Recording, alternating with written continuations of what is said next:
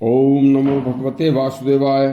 हमारे धर्म शास्त्रों में यज्ञ की शक्ति का उल्लेख इस कथा में किया गया है। एक बार जरूर सुने।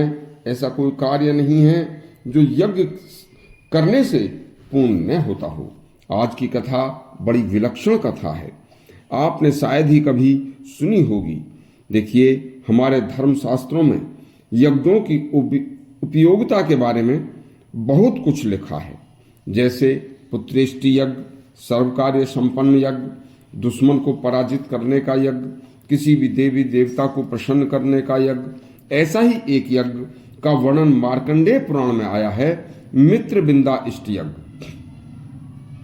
देखिए, कहते हैं जिस घर में परिवार में पति पत्नी, पिता पुत्र या मित्र आदि से कोई अनबन हो जाए, उन्हें यह मित्रविंदा इष्ट यज्ञ किसी विद्वान श्रेष्ठ वैदिक ब्राह्मण से कराना चाहिए। मार्कंडेय पुराण की एक यह कथा सुनिए। उत्तम राजा उत्तानपाद के दूसरे पुत्र भगवान के भक्त ध्रुव के छोटे भाई थे। उनकी अपनी पत्नी में बड़ी आसक्ति थी। अधिक आसक्ति के कारण वे सदा रानी के वश में रहते थे और हर कार्य रानी की ही इच्छा के अनुसार किया करते थे, परंतु रानी हमेशा उनके प्रतिकूल चला करती थी। एक बार राजा के यहाँ कोई बड़ा समारोह था। उस समारोह में अनेक राजा उनके यहाँ आए। तब समस्त राजाओं के सामने उनकी रानी ने उनकी कोई आज्ञा मानने से इनकार कर दिया था। इससे उन्हें बड़ा क्रोध आया, तो उन्होंने उस अपनी विवाहिता पत्नी, जिसमें उन्हें बड़ी आसक्ति थी, उस अपनी पत्नी का क्रोधवश परित्याग कर दिया। फिर एक दिन अचानक एक बड़े तपस्वी मुनि राजा के यहाँ आए, तो उन्होंने वहां राजा के मुख से पत्नी के परित्याग की जब बात सुनी, तो तपस्वी मुनि ने उन्हें धर्म समझाया और कहा, हे राजा, इस अवस्था में अपनी विवाहिता पत्नी का परित्याग कर देना धर्म विरुद्ध है।